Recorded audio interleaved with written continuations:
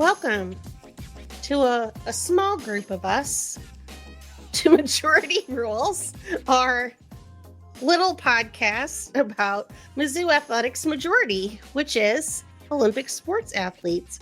As you can see, we do have a smaller group with us, despite the fact that we didn't record last week. I guess everybody decided in their off week that they're like, you know what? I'm done with this whole podcast thing, guys. Just kidding. We'll have some updates from them to add in. People are busy with school and work and being sick and I know all that sorts of stuff. I still am coughing. The grass is green. The sky is blue. So anyway, I'm Karen Steger. I'm your host.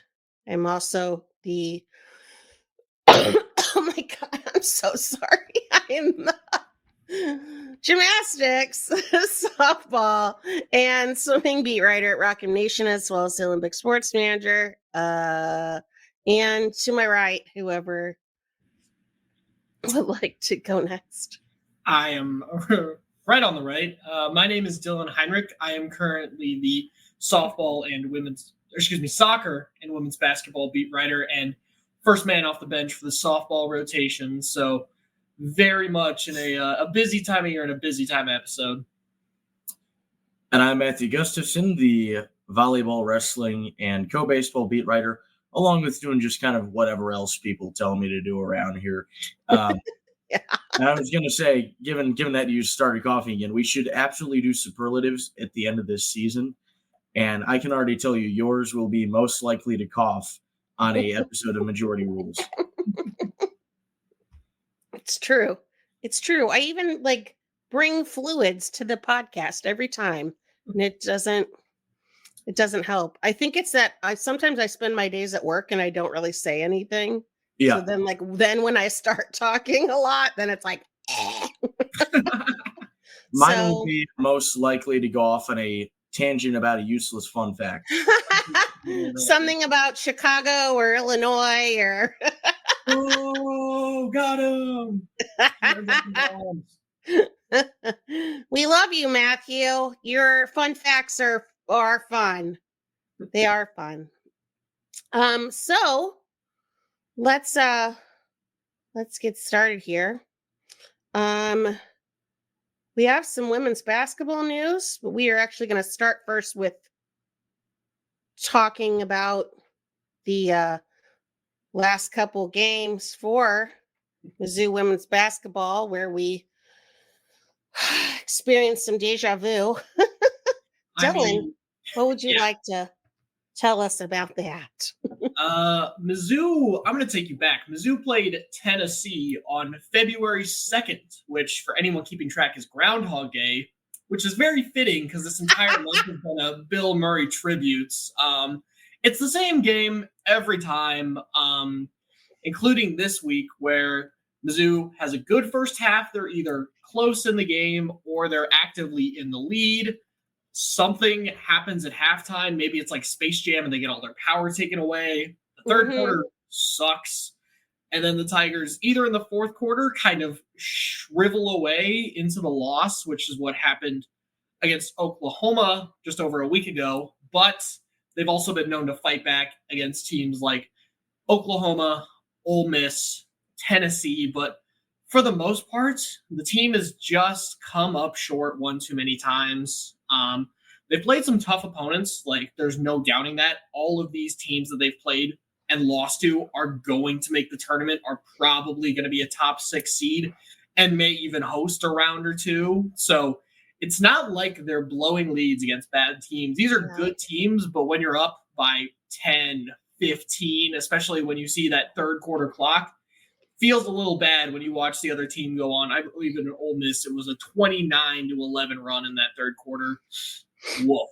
So again, it's been more of the same games. They had a big win against A&M 2 weeks ago, but other than that, it's been more rough sledding for Mizzou, which is why the big news of the day comes to as no surprise to anybody.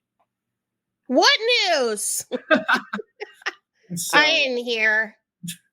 I guess for anyone who is living under a rock, Robin Pingeton is officially stepping away, as the athletic department puts it. Stepping away. Was the last year on her contract. It was announced that she will not be returning next year and that her duties will be done by the end of the season, which means Mizzou will be able to go immediately into that coaching search, which is really helpful if you want to pick up some of those top candidates. But it was reported, I believe, by Power Mizzou that I saw that even out of last year with Desiree, when she was still around, that she was probably towards the end of her deal. If not, the plan was to fire her last year. But as a result of the AD changeover and just a lapse in schedules and the fact that it was the last year on her deal, athletic department kept her around. There was no certainty as if she was going to be gone by the end of this year, but it's been another really tough year. The energy quite hasn't been there for most of it. And so now I'd argue that when they decided not to extend her last year, that they basically were like, it's over. I don't know if there was anything she could have done this year. Because I think Gabe at Power Mizzou said something like, it's not even that her seat was hot. Like, there was no seat. Like, her seat was just gone. It was known that she was going to not be there anymore. I mean, maybe you could argue if they made like a Sweet 16 or Elite 8 run, things change all the time. But once you got to that first games against like Vermont, Norfolk State, and those end as losses, you're like, okay, we kind of know where this train is heading. We've reached our destination, even though we've got at least 3 games left this year, maybe 4, probably not more. Well, and like how this whole situation came about, we kind of already knew that this was a foregone conclusion. Like, what has this team or this coach shown us in the past like 3 or 4 years post Sophie Cunningham years to make us think that this was going to go anyway but down the pipes. I'll say that in a nicer way. Yeah, I mean, I was not around for many of the early years, but you look at it, you're consistently in the win column, upper half of the SEC, eventually into that 3 through 5 range with Sophie Cunningham. You're making the tournaments, advanced to the second round a couple of times. And then again, as soon as Sophie leaves, it just all falls off a cliff. Again, there were still some really good players who came through the program. Asia Blackwell, Haley Frank, Mama Dembele. These players, they came through the program. Some of them stayed with the whole time, but players like Blackwell, Dembele, they moved on to greener pastures, as I put in today's article. And so, yeah, it was just, some of it was talent, but a lot of it, I think, was coaching for the most part. Even the fact that you have Sophie Cunningham, who was a monster in college, and you can't make a Sweet 16, and there were consistent problems with her team. And there were pieces around her too, of like people who are making a career playing overseas now, like Amber Smith and Jordan Frericks. Like, they are out there professionally hooping, not in the W, and then they still couldn't do it. I mean, hindsight is 2020. The one thing I will say is, spoiler alert, Mizzou women's basketball, not the most historic program, dating back to forever ago. So what Robin Pingeton was able to start to build, and when they locked her up in the middle of those Cunningham years, it felt like there was something brewing. It felt like Mizzou had a chance to turn into a consistent contender, and then just as soon as Cunningham left, the wheels fell off, just couldn't buy a tournament appearance anymore, and were just struggling when it came to SEC play. Those turnover issues, struggling to get talented bigs and keep them around, like, those all became more and more prevalent year after year, to now we're in the situation we're in now, where they have 4 conference wins over the last 2 years. Yikes. Yeah. So they have tomorrow at Arkansas. Do we think they win tomorrow at Arkansas? I think so. I don't think this news is really going to affect the team that much. I don't think Robin is just going to phone it in because this is now made official. Because I know in the contract, I'm sure they all know. I'm sure they knew already. I'm sure that this was not a decision made.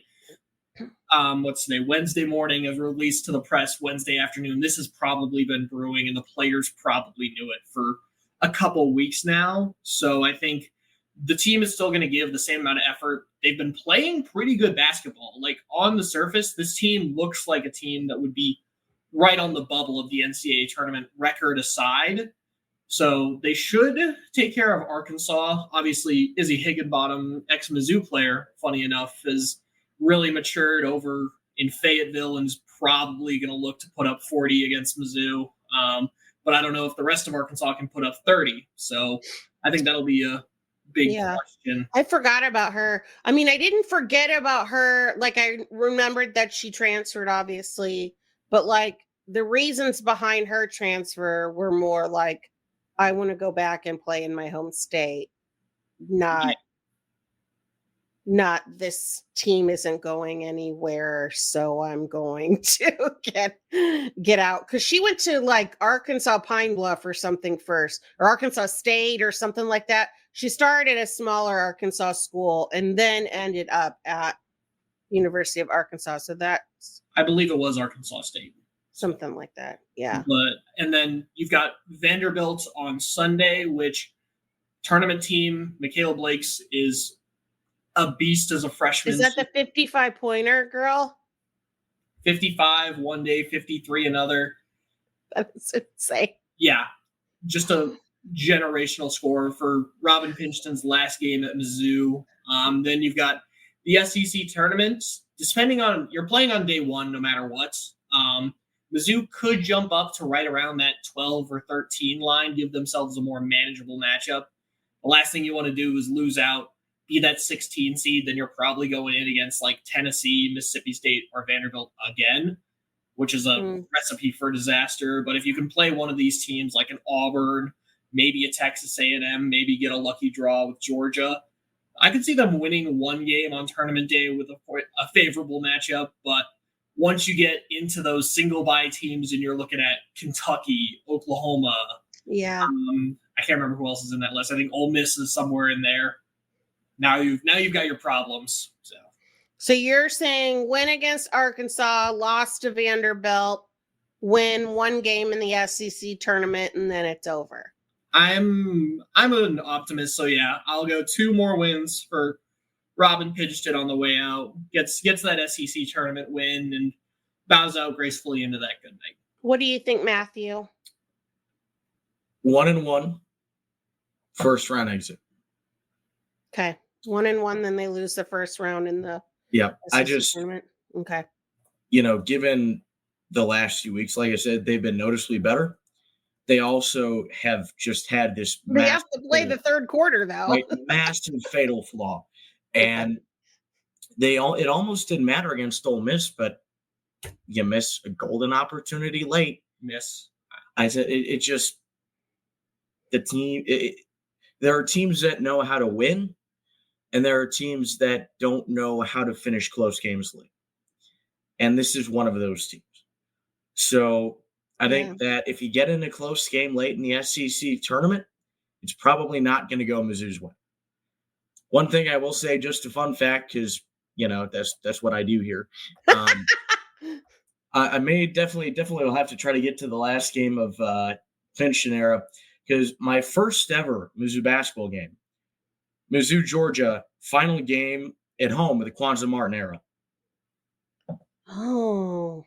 Which was an interesting, my favorite coach, all-time classic coaching matchup of Kwanzaa Martin and Tom Crean at Georgia.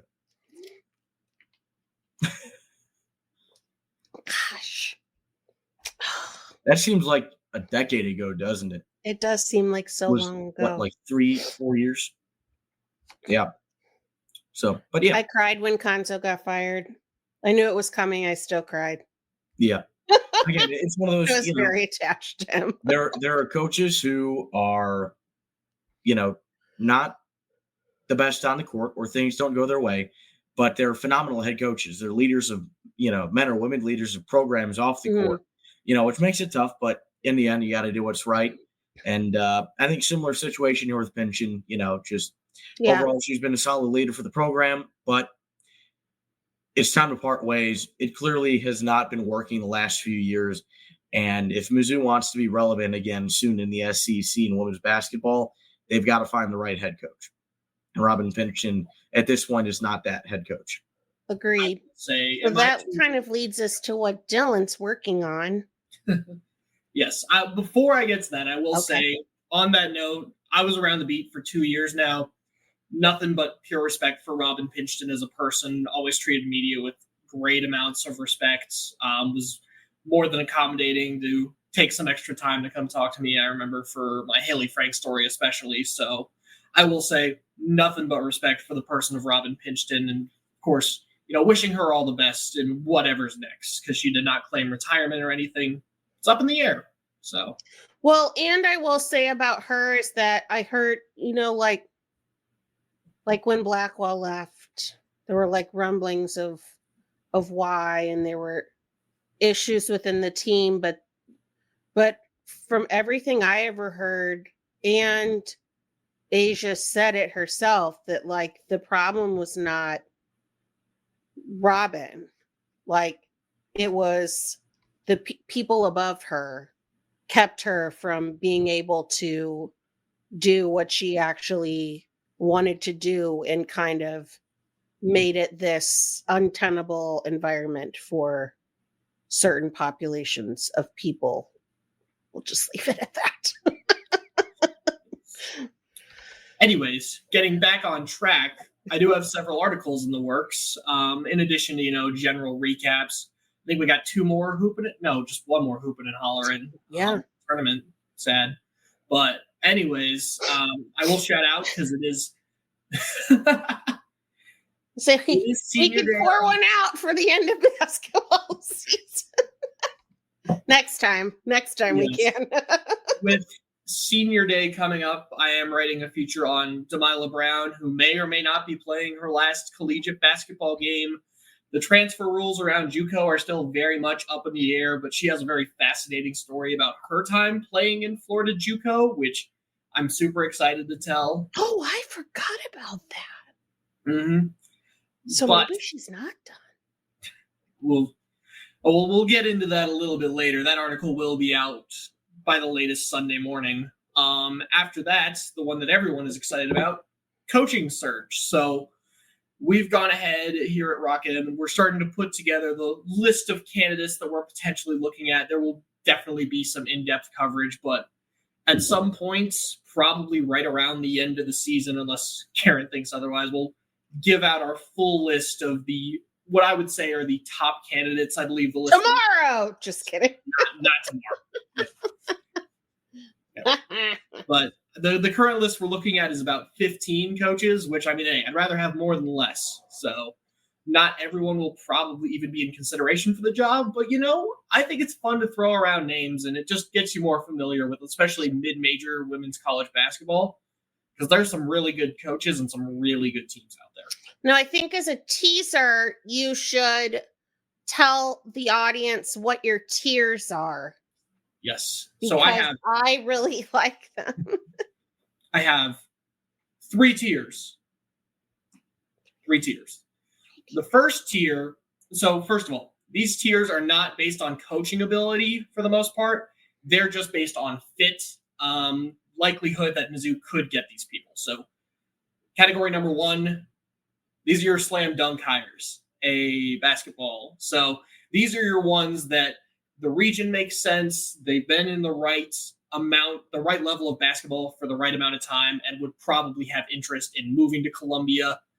Number 2, these are going to be your contested mid-ranges. And these contested mid-ranges, maybe they don't quite have the experience. Maybe they just are from really far away, and so it might be a little bit of a push to try and convince them to come to the Midwest for no connections prior, or they've found previous success in their role. And then number 3 are your half-court heaves. So these are your coaches who are extremely talented, but they may have just been hired by their recent program. They may have just signed an extension, or they might have been at that program forever, are a little bit up there in age. So for whatever reason, these coaches might not be as willing to make the trip to Columbia, or might not be as well sought after. But I think we're starting to put together a really good list. So I'm excited to share my findings with everybody. I am going to challenge you right now, because in the offseason, I did a midseason portal update for Mizzou Volleyball, and 2 of the 6 players that I listed ended up going to Mizzou. What are the odds, you think, that the actual... That Mizzou gets 2 head coaches? 0? No. Although, I mean, you never know. I mean, given over a span of time, it's always possible. But odds that the actual future head coach is on there.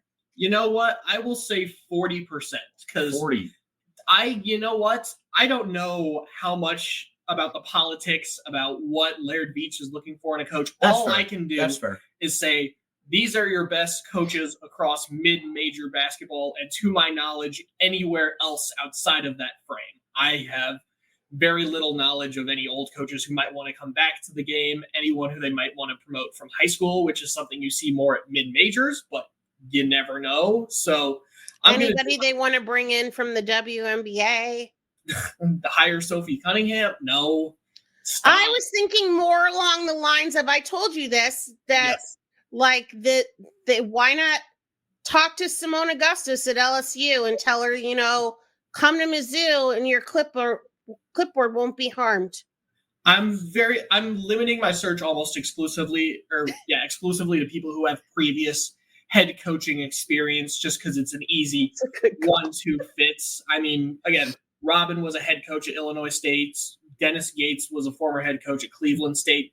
Yeah. Mid to low major to high major head coach is, again, it's a slam dunk hire most of the time. So that's where I'm focusing the majority of my search. So there may be some great other coaches who are assistants, but they're kind of flying under the radar. So I haven't been. So It's kind of harder to narrow and limit down. And plus, it's just kind of hard to find them because there's so many assistant coaches who may be qualified for the job. There's only 1 head coach per program, but there might be like 3 that are qualified from, say, an LSU. Associate head coaches or North Carolina, something like that. Well, if you hit the nail on the head, we'll congratulate you. If you don't, we'll get to that when we cross that road. Anyways, I'm kicked off. I do think there are like a couple of really super obvious candidates, though. I mean, we were talking about that before we started. Wait, before you say that obvious candidates, though, let me ask my question of the day, because maybe this will be part of maybe this will factor into whatever your answer is for the obvious candidates. So my question of the day is this: if you could pick 1 criteria to choose Mizzou's head coach, what do you consider the most important factor to be in choosing Mizzou's next head coach? Proven prior success. Now, that can look like a couple of different things. For example, it can look like coaching at a very high level and having success with those teams, coaching at a mid-major level, making the tournament 1 or multiple years, success as being one of the best programs in the conference for a couple straight years. It can also look in the form of, if you're an assistant, both success in terms of helping the team on the court and also being a proven recruiter, somebody who is recruited at a very high level. Like a CY. Yeah, exactly. So if you're an assistant, that's what I'm looking for, be one of the best recruiters in the country, be on one of the best programs in the country. And if you're a head coach, I want somebody who's been to the dance before, who's had sustained success at least one, if not multiple levels. Okay. Dylan, what about you? I will say that is a pretty easy answer. Coaches who win usually make good coaches. Not breaking any new ground here. I was probably going to say something similar. We're not trying to hire losers. And that's definitely where my list is going. But if you wanted another criteria, I would say play style. You're looking for coaches who like to use perimeter shooting, who like to run the break, aren't afraid to use a press, especially on the defensive side. Because when you look at when Mizzou is at its best, Sophie Cunningham, Haley Frank, even now Grace Slaughter and Abby Schreck, they love to shoot from the outside. They haven't been a team that can consistently compete in the SEC down low, but if they're knocking down their outside shots, if they're putting pressure on you, they're forcing steals, then Mizzou's going to hang around all day long. I mean, that's a large part of what makes this Dennis Gates team so successful is they're just going to pressure you on ball all the time. So I think a coach that can come in and implement that sort of high energy, high motion style that isn't afraid to, again, tell your players, we're going to set up, we're going to shoot 25, 33s a game. And if we're going to make them like we know we have the talent to do, then we're going to win a lot of games. So I think that sort of run and gun style is something that Mizzou has benefited a lot from in the past. And I think that sort of idea with a similar philosophy could lead to success and get the most out of players like Grace Slaughter, Abby Schreck, Ashton Judd. And I'm going to say that mine is the ability to recruit at a high level. Like I want somebody who can go shopping in the portal and pick up some freaking talented people. Like a post player, for instance. Like I need somebody who has some CY level recruiting chops and can go out there and just get people out of the portal and convince them that like playing in the SEC for Mizzou is what is going to be best for them. I think something that has hurt this program is also the high school recruiting. We don't talk about it as much, but these last 2 years have not been ideal. Obviously, you get Grace Slaughter and Ashton Judd the years before, Abby Schreck, but so far in the last 2 years, 3 recruits, none of them bigs. So, I mean, and we haven't seen London or Mariah. Those are, of course, injuries and you can't control it. But even then, they still weren't highly ranked recruits. They could come out and surprise everybody, but these last couple of years have just been I don't know if I can call it a disaster from a high school recruiting perspective, but it's been pretty rough. And the thing is, like, there's a lot of talent around Missouri in the Midwest. You're getting maybe 2-3 recruits from Missouri in the top 100 pretty much year in, year out. You know, I mean, you look at I think Paige Beckers is from Minnesota. There was a 5-star that went to UConn in the class of 2024 from Wisconsin. So there's enough talent around the area that you're set up for success at Mizzou with recruiting, right? And I think overall, looking at the situation at Mizzou, you can have success here. Mm-hmm. And I think that with a solid program, you will get the fan base to buy in. We've seen it with we've seen it with the other Olympic sports, right? Where softball is all consistently in the top in the nation in attendance. Volleyball, except for the dark ages, aka the Josh Taylor era, was consistently in the top 25 in attendance in the nation, right? So Mizzou fans will show out for these Olympic programs that are having consistent success. And I think that they could get over 5,000 fans a game pretty easily for women's basketball. You just have to start winning to get them there. And they want it. I mean, they'll come even when they're not winning. 2 years ago, I wrote something for Rockham about the older fans who populate the games mostly and talk to a bunch of elderly-ish older folks about like how long they'd been season ticket holders or why they were women's basketball season ticket holders or what about the women's game, is so exciting to them. Like they just want better basketball. Yeah. And a lot of them still have their season tickets, even though it's not going well, but I could just see like you get a new coach in there, you get some fun, like Quentin, is asking for like just some fun basketball, and maybe people who haven't had season tickets for a couple years, maybe they come back now. Like, and I think something really big is going to be getting fun basketball. Because Because like student sections this year at women's basketball were non-existent. Non-existent. Nobody would show up, right? But I mean, you've seen the student section can get pretty rowdy, for volleyball. You get a lot of students who show up, go out to the berm for softball. So it can happen. It can definitely happen in, wrestling too. Every once in a while they'll get a fairly decent amount of students. So, you can definitely get that student support, especially, looking at, the men's team and how they've been filling up the student section. So you get a good women's team in there. And I think the student section, it'll be easier to fill up the student section with women's basketball than even some of the other Olympic sports. I mean, you look at like around the SEC, they constantly sell out arenas. Like South Carolina, LSU, Texas, parts of Oklahoma, Kentucky. When these teams are good, if not great, they're filling up that student section in a heartbeat. Because again, it's not really so much a men's versus women's. It's, is the team good and are we going to have fun?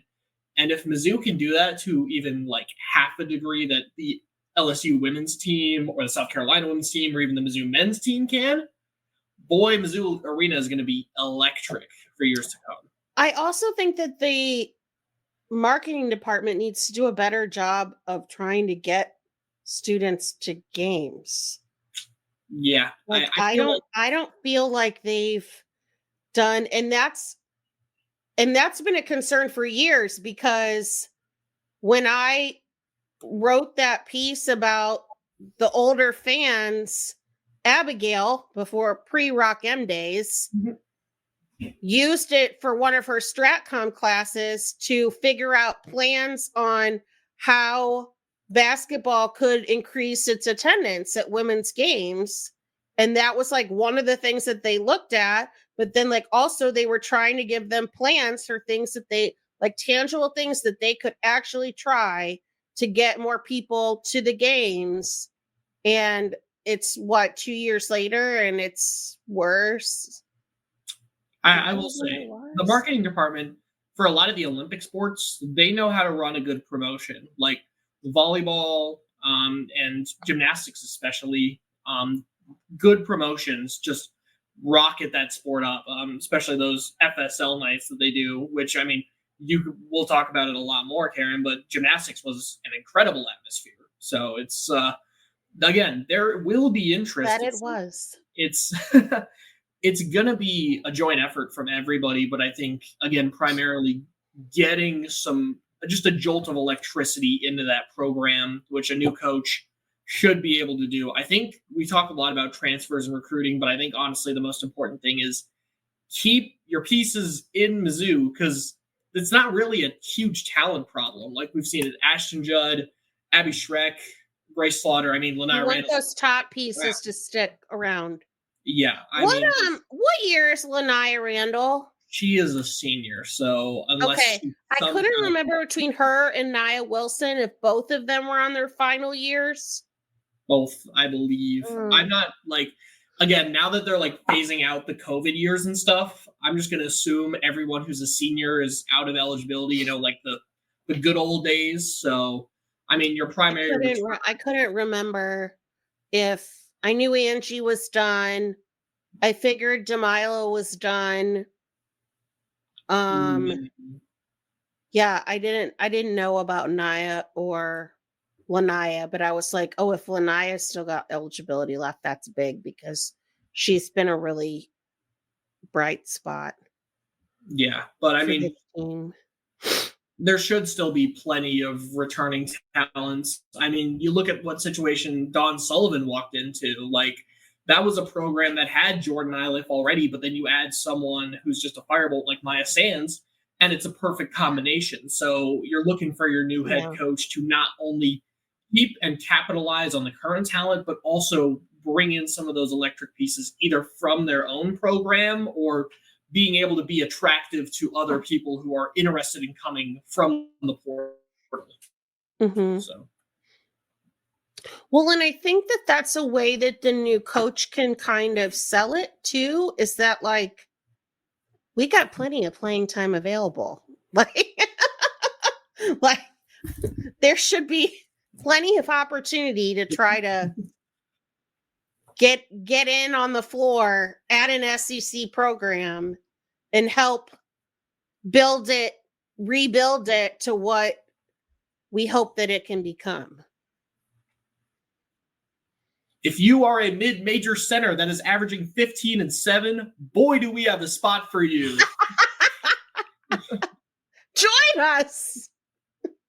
Hi Rockham, my name is Abigail and I'm the cross country and track and field beat reporter for Rockham Nation. Okay, I wanted to give you guys a quick preview heading into SEC indoors, which kick off probably today if this is posted on Thursday, February 27th. So the Missouri Tigers men are ranked 23rd in the nation heading into SECs and 15th overall in conference, while the women are lucky number 13 in the conference. Neither team will be competing for a team title that is all but locked up by Arkansas. Arkansas's men and women's program have swept the title the past 5 consecutive seasons, and the women have not lost the team title since 2012. Never fear, though, Missouri has several opportunities to bring home some individual medals, the best of those coming from Jonathan Surime. Jonathan Surime, men's triple jumper, holds the top 2 men's triple jump marks in the nation. In fact, his season best 16.94 meters is almost 0.2 meters farther than the next challenger from Oklahoma. If he wins, he will become the first ever men's Missouri triple jumper to win an SEC championship title. There was one competitor who took silver from Missouri in 2022. Christy Perez-Sneeman is kind of right on the cusp. She stands solidly in position for bronze potential. It's going to be challenging for her to take silver or gold behind Georgia's and Arkansas's top high jumpers for the women's high jump. However, she definitely has been improving on her jumps each meet, and it'll be exciting to see what she can do face-to-face to the best in the conference. Sam Inez is also in bronze potential for the men's weight throw. He holds the school record set on January 25th. He has not had 2 great meets since then, but he's solidly within 3rd place with definitely some margin of error between him and the 4th place competitor if we're comparing personal bests. Effany Andre sits 4th in the SEC conference right now for the women's triple jump.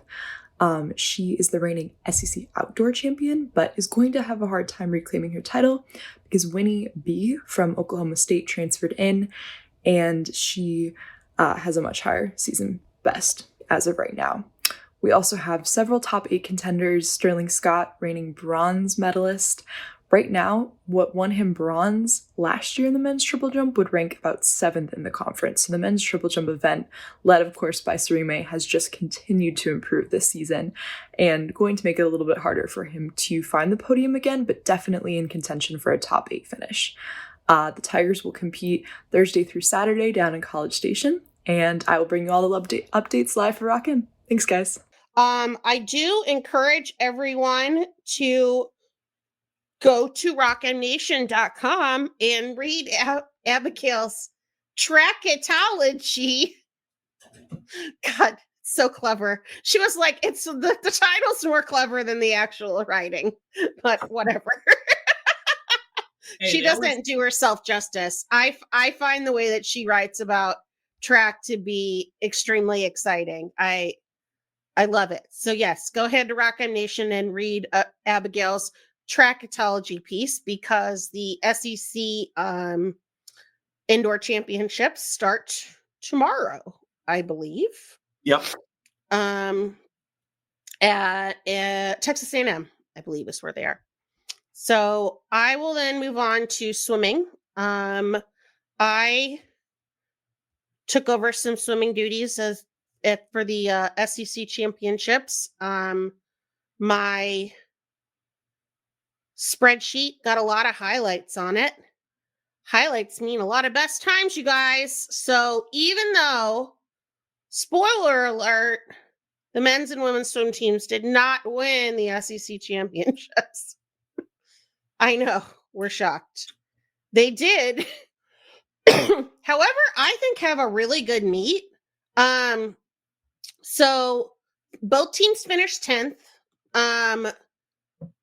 Last year, the men finished 8th out of 10. This year, they were 10 out of 11.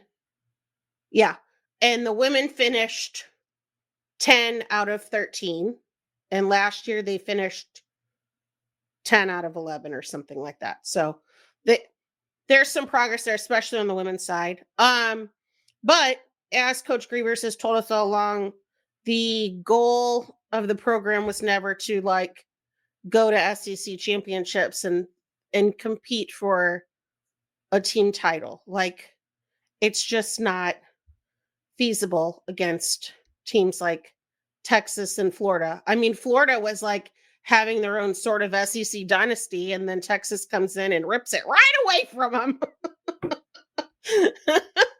Sorry, Florida. The Longhorns are here. But some good things from this meet. Couple of relay teams got NCAA cuts. I did want to bring up the weird one in that the oh my gosh, what relay was it? It was the 200. Was it the medley or? No, I can't find it. Oh, the 200 free relay. So each person swims a 50 free. The men's team took 8th in finals, but missed the A cut. So the A cut's the automatic qualifying time. That's the one that you want. They swam a time trial 200 free relay later and then made it. So that, like, that's kind of crazy the way that happened. And also that they swam the second fastest time in school history. So that's pretty cool. Also I'm trying to scroll. I should have written down all these things ahead of time. I'm trying to scroll through my highlights. The way I wrote it on the site was like, here's my day 1 and day 2 highlights. Here's my day 3 highlights. Let me see. 200 medley relay. The women had just missed an NCAA cut, so I'm wondering if maybe they will try to swim it to make it this weekend at the last chance qualifier meet. The men's team in the medley relay swam a B cut. The cool thing about that is that Grant Boczynski, the senior, led off 50 backstroke, broke the school record in the 50 backstroke. For relays, the person that goes first, their times are actually like counting times because they're the only people that have a standing normal start. Otherwise, no one else's times can count because you're able to anticipate the other swimmer coming in. So you're leaning over and trying to make it as close as possible and not get disqualified like the 800 free relay team did for the guys. Whoops. Yikes. But yeah, that was really cool that he broke the school record with a 20.77, which is faster than some of them swim the 50 free. It's faster than all of the women swim the 50 free on the Mizzou side, but also faster than some of the other guys on the team swim the 50 free. He swam a 50 back that fast. So that, pretty crazy. My race of the meet was probably the women's 200 IM. Carolina Bank went under 2 minutes. That's 2 laps of every stroke, butterfly, backstroke, breaststroke, freestyle. She went on 158.10 in prelims. That was the 6th fastest in history. She is just a junior. She won the consolation, the B final, with that time. So a bit of background on the A cuts and the B cuts. So I come from a swimming family. My dad officiated a bunch of college meets, and I sent him like this spreadsheet, and he was like, "Oh my God, the A cuts are so freaking fast." Like, just unreal how fast you have to be to qualify for this.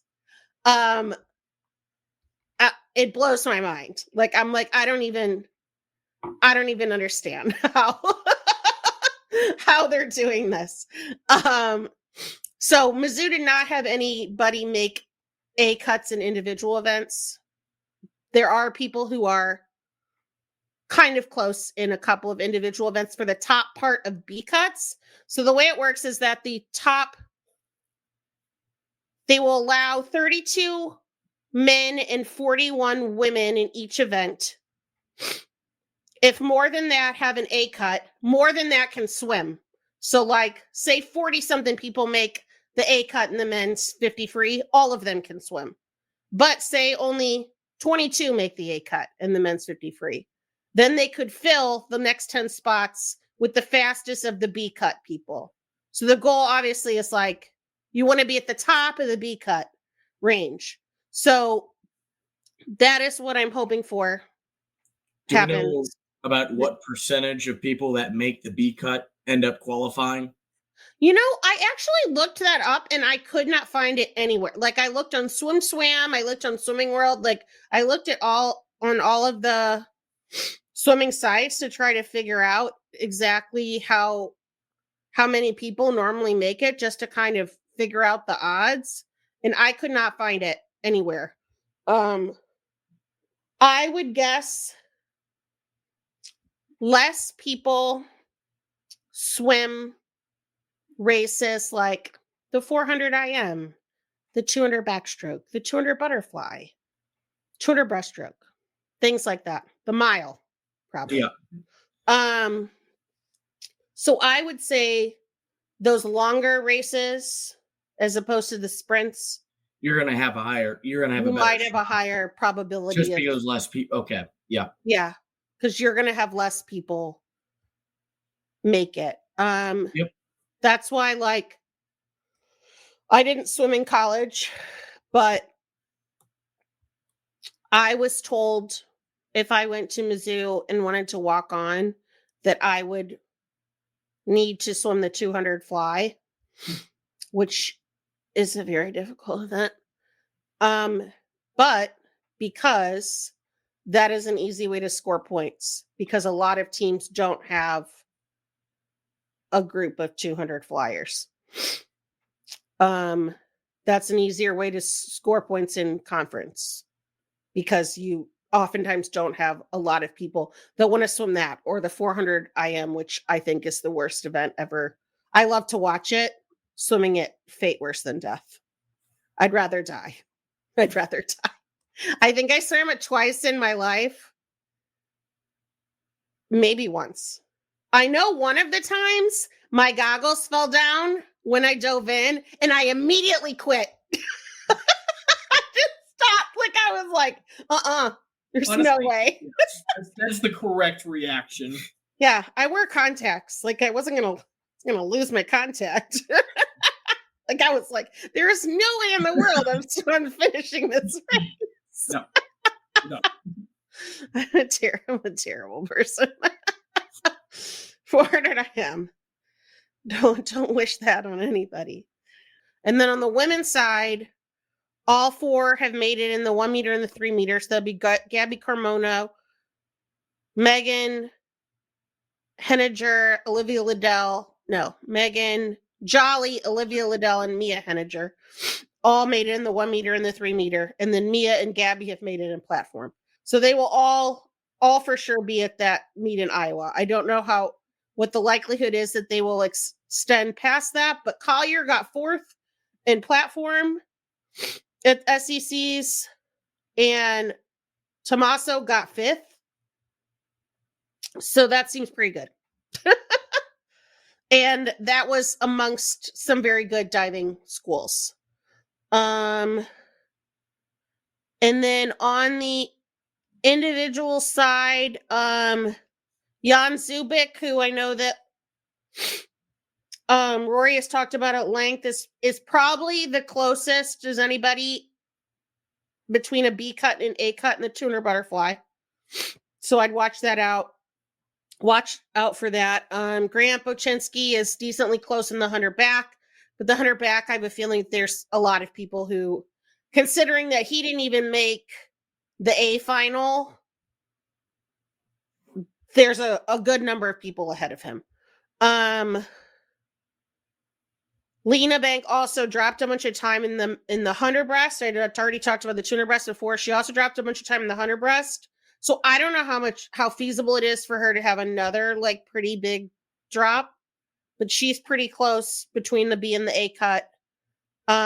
Relay wise, the men's 400 free relay is within 0.4 of a second of the A cut, and the 200 medley relay is within 15/100ths of a second. So good work by them. It was fun to just stare at Meet Mobile all weekend to see how people were doing and then like update my spreadsheets. Good times. Good times. From here, we'll go to wrestling. Matthew, thoughts on the Iowa State match and predictions for the conference meet. Iowa State, much closer than the previous two meets, right? One important caveat, Iowa State was without 3 of their starters who were all ranked wrestlers. Obviously, that may have had a change on the final score, but Mizzou loses a close one, 21-18. 3 of these matches were decided by 2 points or less. Iowa State won all 3 of those matches. Mizzou down 15-0 early on. They end up losing the first 4 matches of this meet. Gage Walker loses 7-4 Ethan Perryman. Cade Moore gets pinned by ISU backup Garrett Grice. That was a bit of a shocker.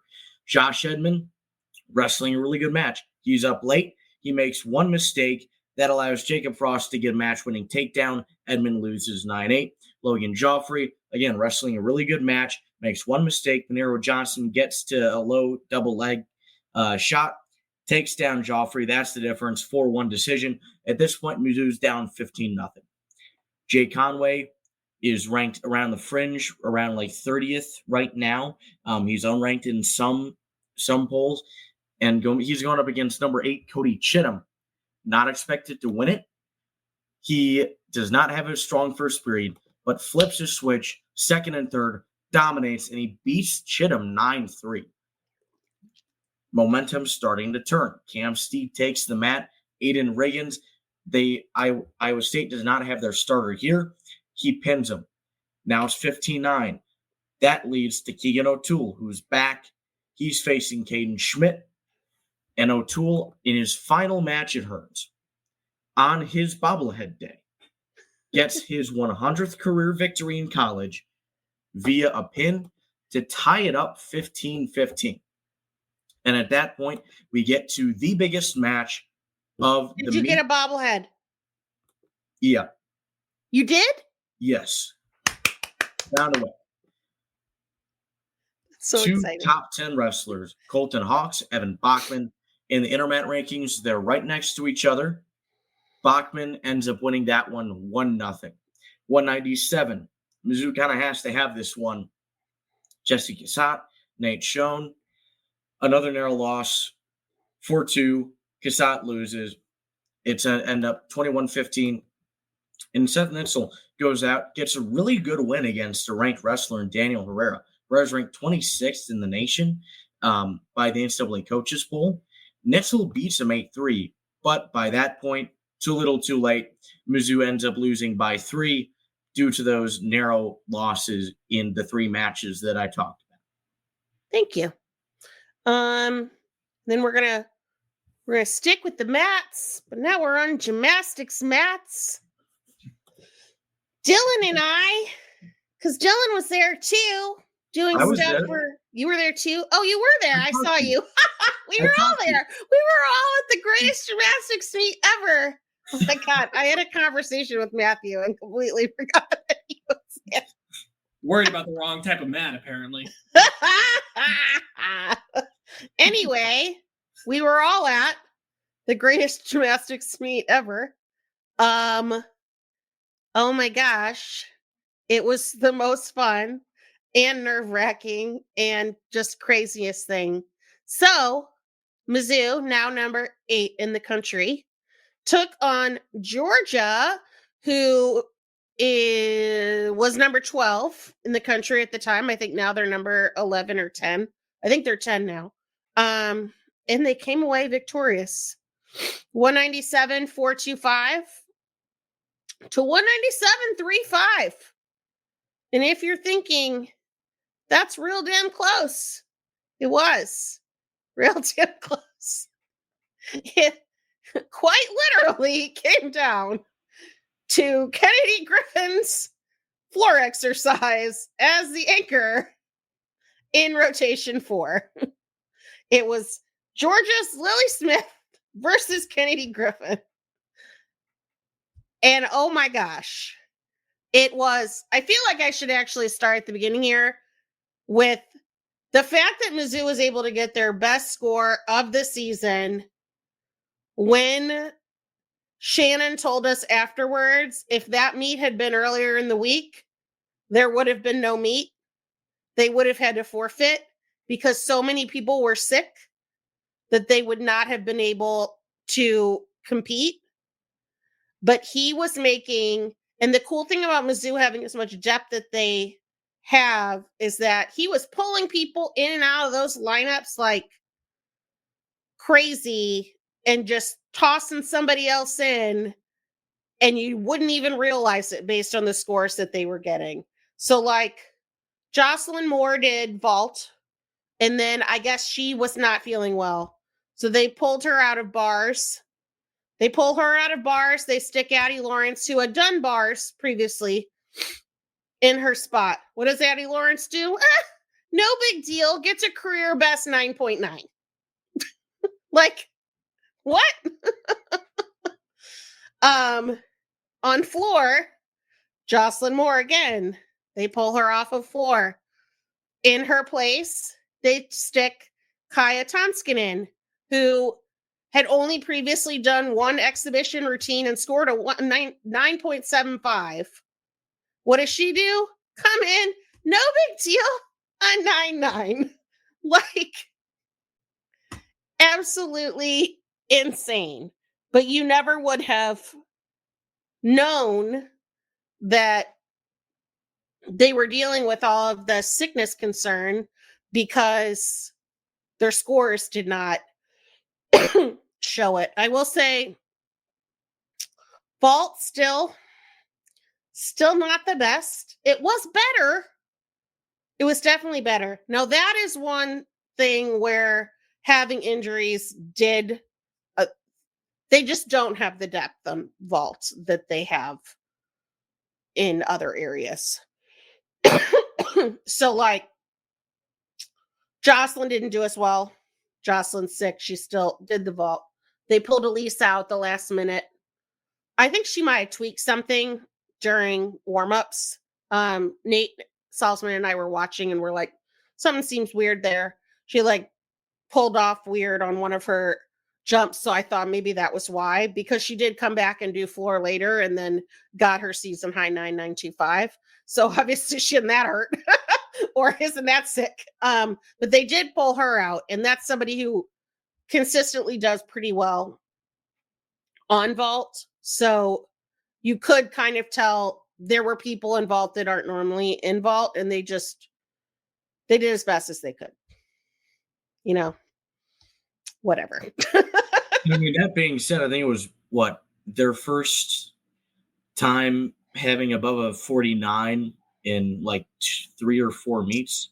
Yeah. Something like that. This was like their third best score of the season. Yeah.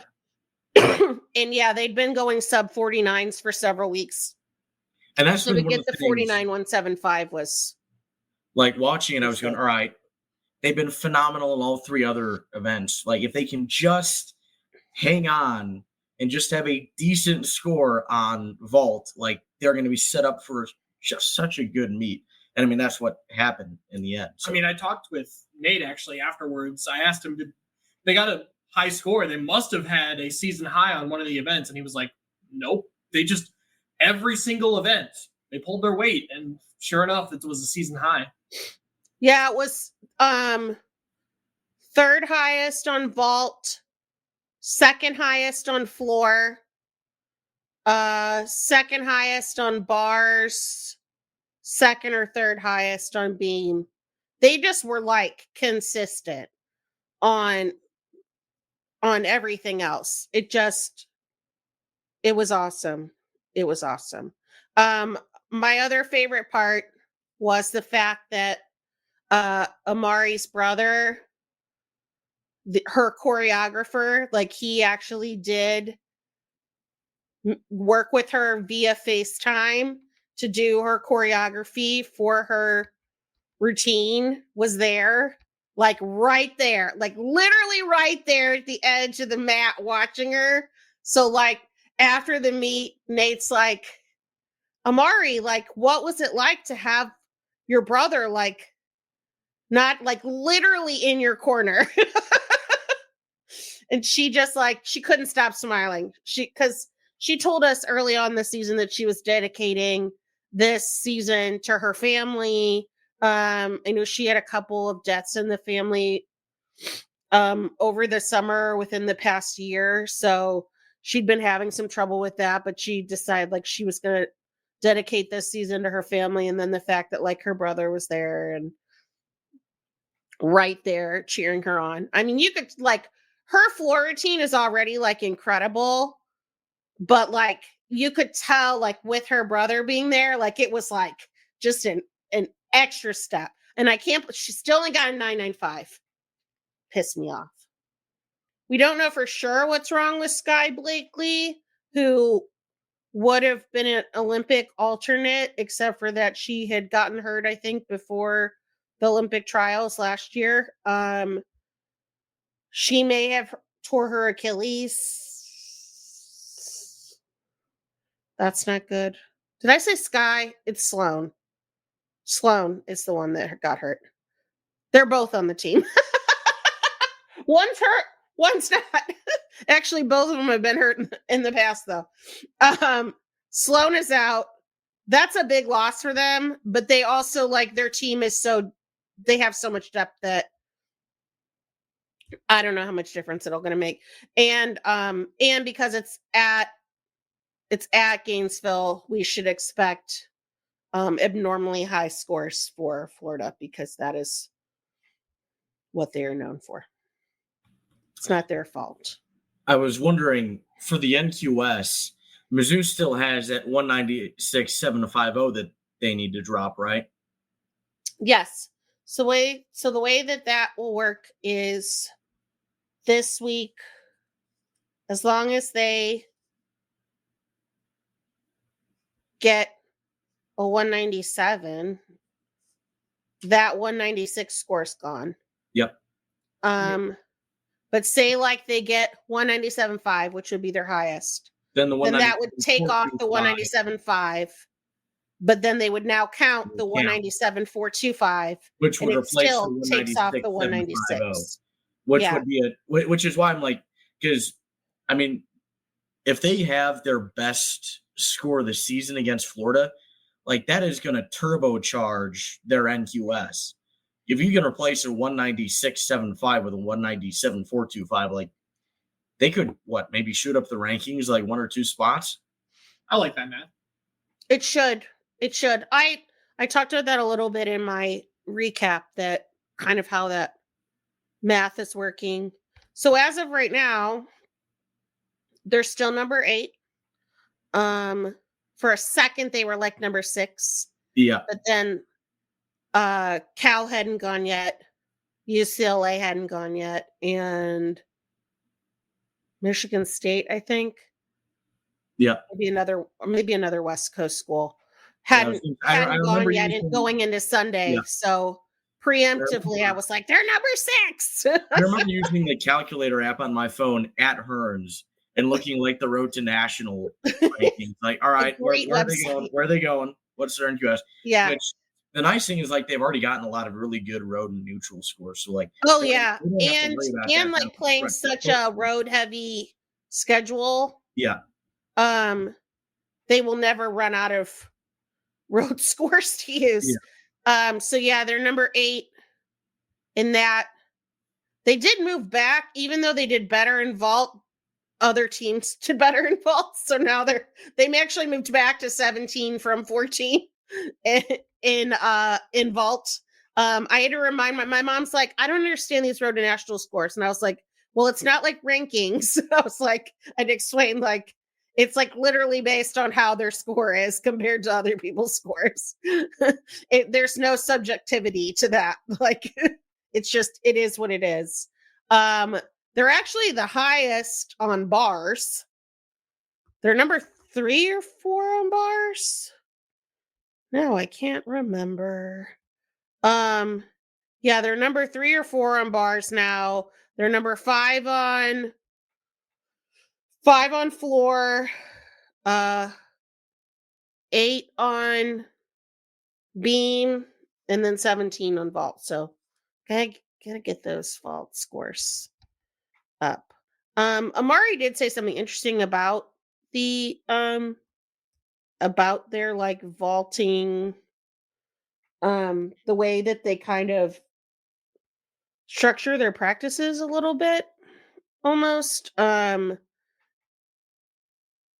Whereas she's like, you can't just worry about the end part. You can't just worry about the sticking part. You have to worry about all the other parts before that. Like, if you don't have a good round off onto the horse, you can't stick. If you don't get enough height, you're not going to stick. Like, so she said that they're more trying to focus on those other things that will get them to the stick rather than just focusing so much on the stick, which I think is a really, really good strategy, because a couple weeks ago, Elise Tisler fell on vault, and it looked like it was because she was trying too hard to stick. So if you take that pressure off a little bit and you just worry about the ways to get there, then perhaps that will, then they'll see some improvements. So that's all I've got for gymnastics. All we got left is diamond sports, friends. Baseball. Mizzou baseball is a thing. It's a thing. That is playing in Columbia now because they had them open. And they've scored more runs than the other team, which was not easy because they allowed 10 runs, but they got 14. So Lindenwood. There you go. To Lindenwood. In fact, they allowed 4 runs in the first 0.1 of an inning in the game. I remember I looked at the lineup going, look, all due respect to Victor Crystal, he's young. This is what happens with young pitchers. But he got lit up against Alabama State in that 10-2 loss, which Mizzou goes 2-3, 2 out of 3 at the Andre Dawson Classic. They end up losing to Alabama State 10-2. Really bad loss for the program, right? Victor Crystal allowed 5 of those 10. And he gets the start against Linden, where I'm going, okay, like he struggled with command during fall ball. Like baptism by fire. He's young. He's inconsistent. He struggles with command, right? How is this going to go? It went really bad. Like it went very bad. Mizzou is still working around with their rotation. I'm not quite 100% sure what the deal is. They've had like 4 or 5 guys who've been really solid. And we haven't seen Daniel Whistler in a while, as popular as due to injury, other things. But there are 3 or 4 guys who it's pretty clear, okay, they should be in the rotation. Yet Mizzou hasn't necessarily like solidified that yet. But Lindenwood, they get down by 4. Brady Piccarelli is the one who leads the charge. MVP. He homers twice. 3 home runs in his first 5 collegiate at bats. He's a true freshman. He ends up going 5 for 5 in this game with, I think, hold on, how many runs? 3 runs, 6 runs batted in. And from what I recall, it's the first 5-hit game by a Mizzou player, any Mizzou player, not a true freshman, any Mizzou player since 2018. Wow. Pretty impressive stuff. Cameron Benson, really good too. 4 for 5, 1 RBI, 1 run. Brock Daniels, 2 for 4. He gets an RBI. Peyton Baszler, who I was starting to wonder, all right, is he going to be a regular part of this team, in the future? Didn't get a lot of playing time at the Andre Dawson Classic. Somebody who we expected to be a starter fairly regularly entering the season. He bounces back. He goes 2 for 4. He gets 2 runs and an RBI as well, so solid stuff from him. Mizzou takes the lead in the 5th inning. Lindenwood immediately ties it the next half, but Mizzou retakes the lead the next half after that and scores 5 runs in the 7th to really put this one away. That So recap right now, that you wrote was like crazy because it was like you think it's over, but it's not. no, it is never over. And I mean, Lindenwood had the bases loaded in the 9th. They had a run walk in on the bases loaded in the 9th before Mizzou got it done. There is no lead that is safe with this team, right? So a little bit similar to last year. There have been a lot of high-scoring games early on in non-con. Now, the issue is, to me, it seems like the pitching, both starting and in the bullpen, is weaker this year than last year. And the offense really cooled off when it got to SEC play. Now, I think the offense is better this year. But the question is, does the improvement in the offense offset maybe a step back in the pitching? I don't necessarily know if it does. It's still early on in the year, but there are certainly some warning signs early on with this Mizzou baseball team. There's some talented players, right? There have been some positives, but this team has had a lot of setbacks and several bad losses to begin the season. And this weekend they have Evansville. Yep. Evansville, who is not having a good year so far. They're 1-6. Love to hear it. But at the same time, like, this was the Cinderella team of last year's NCAA tournament. They upset, I think it was Wake Forest in regionals, and then they took Tennessee, eventual national champions, to 3 games in the Supers. So that was a really good team last year. There was a dangerous mid-major team. They have not looked the same this year, but you never know. Softball. Now, since I've been doing a lot of talking, I'm going to let Dylan do some talking here. He too was at the press conference on Monday and actually could hear all the questions that were asked because he was there in person. He was there in person while I was on Zoom, and they have yet to figure out a way to get it so the people who are on Zoom can actually hear what's being asked, unless it's Natalie Jones who talks loud. So I could hear her, and I could hear your questions, Dylan. But most of the other people I couldn't.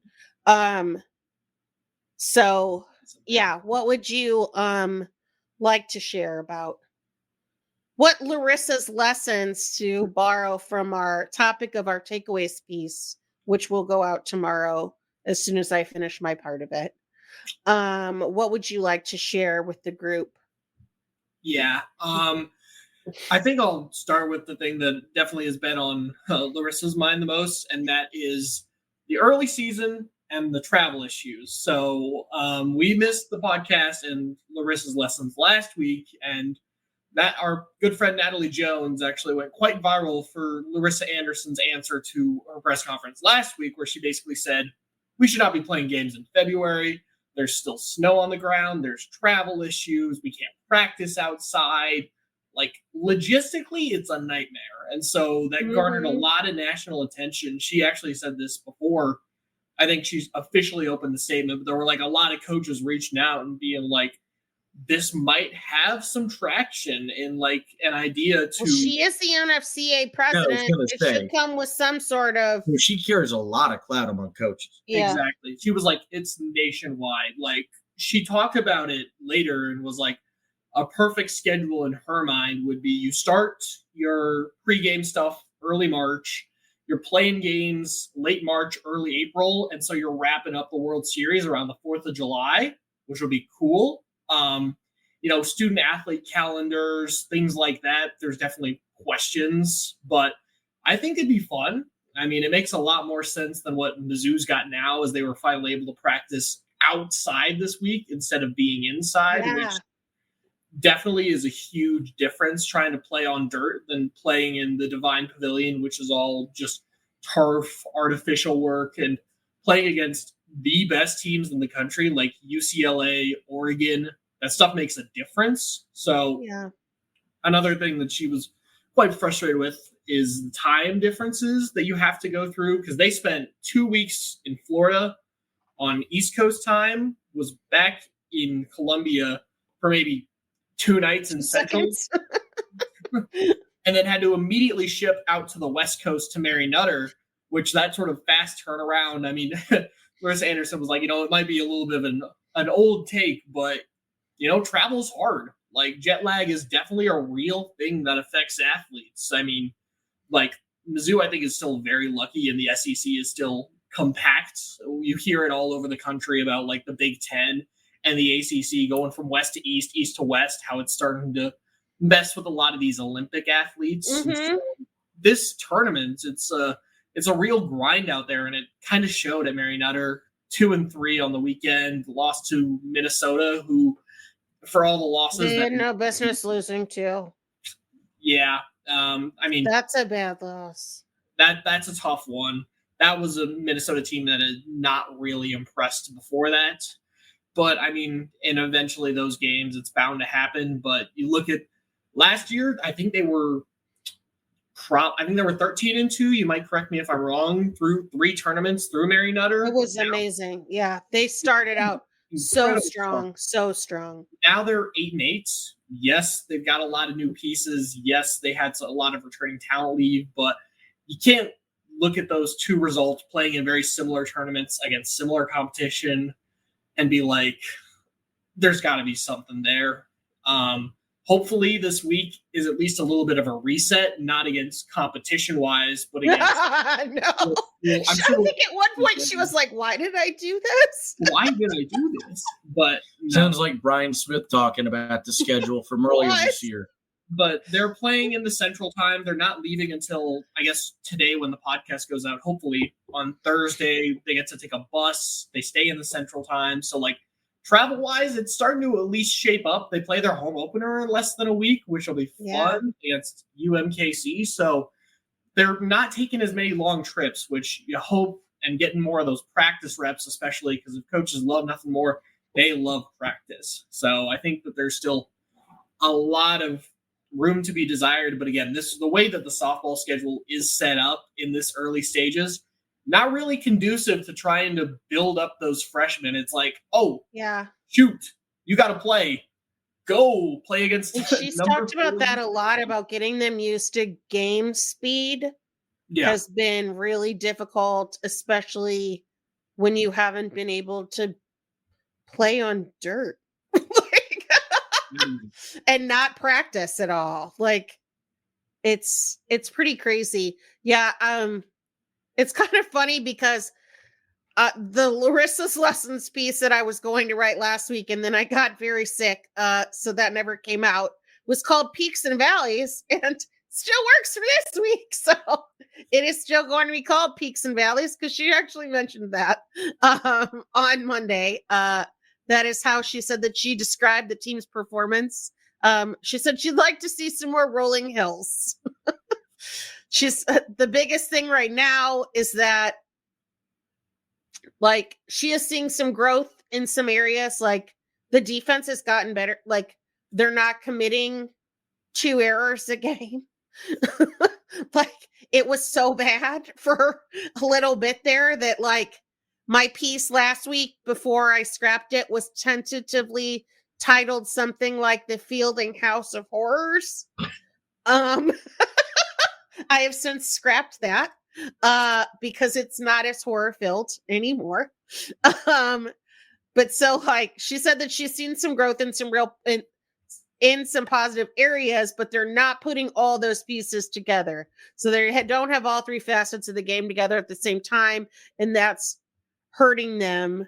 They're kind of hurting themselves by not being able to get all, kind of like with gymnastics, when they can't get all 4 pieces together. So similar to that, they still have some things to iron out. It also is kind of weird because last week she said Kara Daly is not the answer at shortstop, and she will not be playing shortstop. And she played shortstop all weekend, and then it sounds like she is now the answer at shortstop. But I think the way I took it was that Daly wasn't showing enough at shortstop early on to give Larissa any sort of confidence in her ability to be a shortstop. Whereas I guess over the weekend, she did show she was able to make routine plays. She just wants her to be able to make routine plays. And then also had I saw some highlight reel type catches and plays that she made. So I guess that she is going to be the shortstop because I don't know what else they're going to do. That's the thing is she also talked about this is that she's still playing with a lot of lineups. She's not sure who's going to start everywhere. Like we're going to put it in the piece, but Kaylee Langer earned the starting center field job over the offseason. Still a good fielder. Over in the batting. Zeros. Yeah, zeros because this is her batting average. It was just a rough performance. And so Hayden Sokolowski, the Oklahoma State transfer, stepped up, got some key hits, some key RBIs, and so that's a position in doubt. Abby Hay has really been struggling, so Larissa made the move for Madison Walker to go to first and then put Sanaya Hill over at third, the freshman. Who also has been doing very well. RBI, like some of these top performers, apart from your like Carrie Daly's and Julia Crenshaws and Stefania Brascatos, starting to come off the bench. So that's really the thing is that Mizzou still has the talent. Like Kaylee Langer and Abby Hay, like they're not for sure losing their starting spots. They're still great players, but there's a lot of questions of who do you put where, who goes exactly where in the start of the lineup. I really like Julia Crenshaw leading off, actually.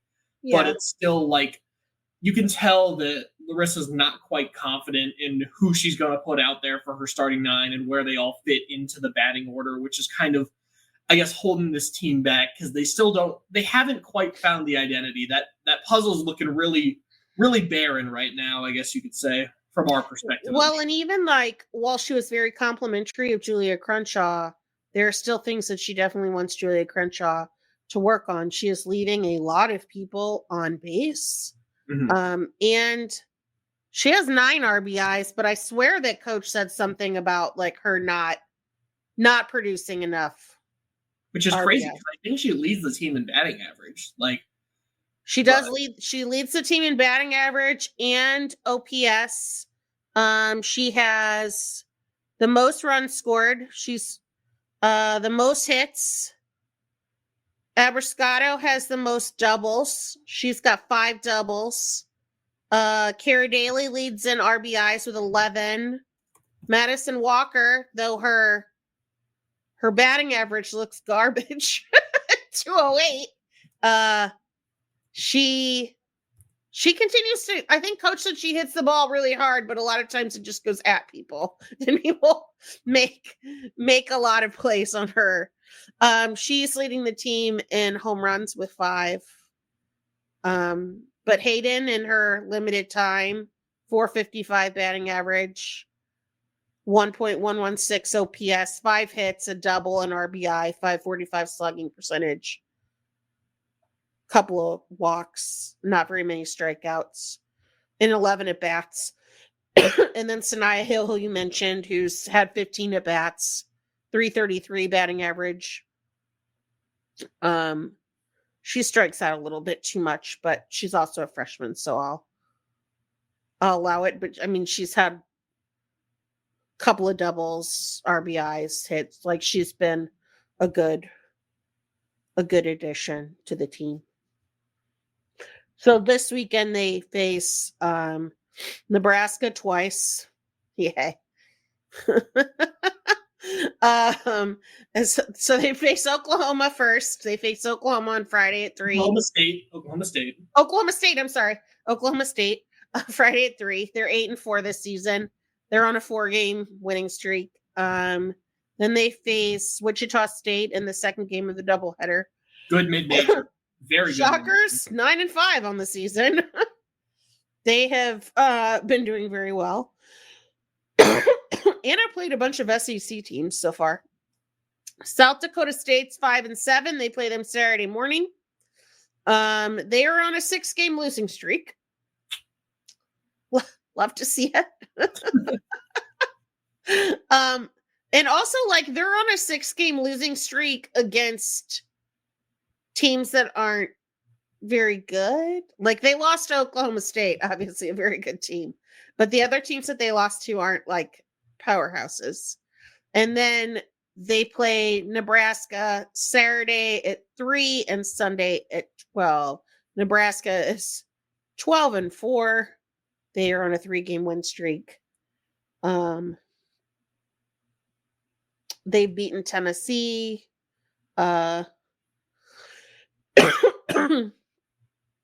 They beat Baylor just like Mizzou did.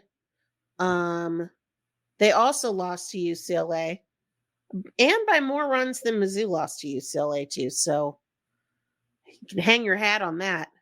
And they also lost to Duke, who notably Mizzou beat. So is Mizzou better than Nebraska? They're not better than Jordy Ball, but I mean, I know we already said it, and she said it, but like Larissa Anderson, what were you doing with this schedule? Like, oh my God, every week you're just like top 15, top 15, top 15. It's just. I did find it interesting that when they were talking about how they are going to play in this tournament like every year, and it just will move from like between Stillwater or Wichita. Or it's Nebraska, Wichita State, Mizzou, and then they bring in invitational pieces. Another team. South Dakota State. And that they like plan to keep doing that moving forward. Because they played in Lincoln last year, so it'll be in Columbia next year. Sounds like volleyball had a tournament where it was them, South Dakota, Louisville, and Northern Kentucky, and they just 4 years just changed each year where it was. Kind of cute. And then the last thing I will say about the pitching, I'm still trying to think of a clever heading for my pitching section on this piece. Right now it just says pitching ... need a clever heading. You should just leave it like that. That's like the pitching needs an answer. And you know what? I'm just going to read what Larissa said because it actually was really good. With that encompasses the problems with the pitching right now. She said the biggest thing with them is that they have to learn to be a pitcher and the craft of pitching, and that they're just throwing right now. She thought that McCann's had some really good outings, especially against UCLA. She was extremely competitive. She gave them a hard time. There were a lot of swings and misses. So it was really good progress to see how competitive she was against UCLA. With Cece, she seems to be having a hard time recovering from mistakes in the game, whether or not they are her mistakes or the defense's mistakes.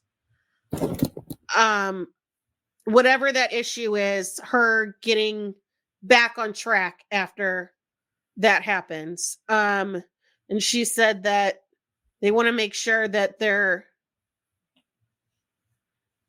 she said, we're giving the momentum to the other team and then we're not responding and recovering when something like that happens. Because as she said, like Marissa and Cece are both rise ball pitchers. Rise ball pitchers are going to give up home runs. But a solo home run, she is fine with. But for the love of God, stop giving up like grand slams and 3-run homers. Like I had made some notes that I'm going to put in here. Like there were a lot of multi-run home runs given up. Yeah. And that has to stop because it just puts too much pressure on everybody else. So the last thing I'll say for softball is the pitching, you can tell the depth is struggling because obviously you had the 3 that are still in the lineup. Taylor Pinnell. Plus Lauren Krings. And so you had 4 pitchers that you could put in and around. It kind of protected everybody, especially with how consistent Krings was. Now you don't have that option. It's just your top 3. Natalie Touche, Courtney Donahue, JC Cruzet. No one's quite stepped up into that next role. So they're not exactly putting the fear in people. There's really only 3 pitchers, and right now all of them are still working through stuff. Again, there's not any of that senior leadership, so it's it's kind of figuring out who belongs where and can anybody else step up. That's we did learn that Taylor Pinnell can be a starter. Good to know. Very important. Yeah. I watched that game, and those announcers were like gobsmacked by the fact that she was like, oh my God, she's above all the pitches that she's ever thrown. Oh my God, that's more strikeouts than she's ever had. Well, I mean, oh my God, she's still going. She's still in. How is this like? They could not believe it. I mean, she wasn't having a great start to the year as a closer, so I mean, you might as well give it a shot. And turns out it was a great idea. And, I mean, if she's the midweek answer and then you throw her in as a closer in SEC series, not a bad solution, I will say. Because I'm not sure that, like, I think they're going to need her, like, to be more than a closer, honestly. They just don't. No depth. They don't have enough depth there to just have her be a dedicated closer. And she did a really good job. She looked great. Love to see it. On that note, we have gone far over the time that Levi's going to be so mad at me. We've reached the depth of this podcast. So, good discussion, all. Head to rocknation.com. We wrote a crap ton of stuff. See, no swearing this time. We wrote a crap ton of stuff. You should read it all. And we got more stuff coming out. And I know we talked about possibly doing a whole nother like basketball podcast to talk about some coaching things that we're looking for. Maybe we'll invite in some outside guests to participate. Yeah, so thank you everyone for tuning in. Thank you for listening. I know that I had one comment from somebody last week who asked me, I told Matthew about this. This really happened. Somebody reached out to me on Twitter and was like, is there a new majority rules this week? This was last week. And I was like, no, but thank you for listening. I was like, oh my God, we have a fan. And it wasn't somebody who's like my friend or my family. We hope you're listening this week. I know. Leave us a nice comment on YouTube. I forgot your name, person who reached out about that. But this is for you, sir. So thank you. We'll try and not go as long next time. No promises. I thought this was going to be a shorter one, but then, Robin says she's not coming back, and it just kind of... We always say it's going to be a shorter one. I know. I think we're also three of the biggest culprits when it comes to yapping. I think we have too many awesome points. What can we say? If Robin wouldn't have said that she was leaving, it would have been shorter. We always get like a juicy news nugget that causes it to go off. We didn't even go off the rails today. Like, we didn't even have any extraneous conversation. I mean, we are right now. But like, everything was on topic. So anyway, on that note, goodbye, everyone. MIC. ZOU. Thank you so much. See you later. Thank you, everyone, for tuning in to Rock M Radio, a proud partner of Fans First Sports Network. Rock M Radio is the official podcast network of Rock M Plus, a new and exciting subscription service provided by me and the other voices of Rock M Radio. Please take a few moments to head over to rockm.plus and sign up for an account today. The cost is only $5 a month, and the benefits include access to our live podcast, a subscriber-only message board, weekly newsletters, and more. If you enjoyed this episode of Rock M Radio and would like to see more just like it beamed directly into your personal device, make sure to click the subscribe button below and tell your friends. Our podcast feed is available through the Apple Podcast app for iPhone, Google Podcast app for Android, whatever app you listen to your podcast. You can also find Rock M Radio on Spotify. If you're looking for a podcast about your favorite team that is not the Missouri Tigers, Fan First Sports Network is your answer. A full podcast network loaded with the team-specific podcasts covering Major League Baseball, the NFL, NHL, NBA, MLS, and more. And we'll be back with more episodes of Rock M Radio coming to you soon.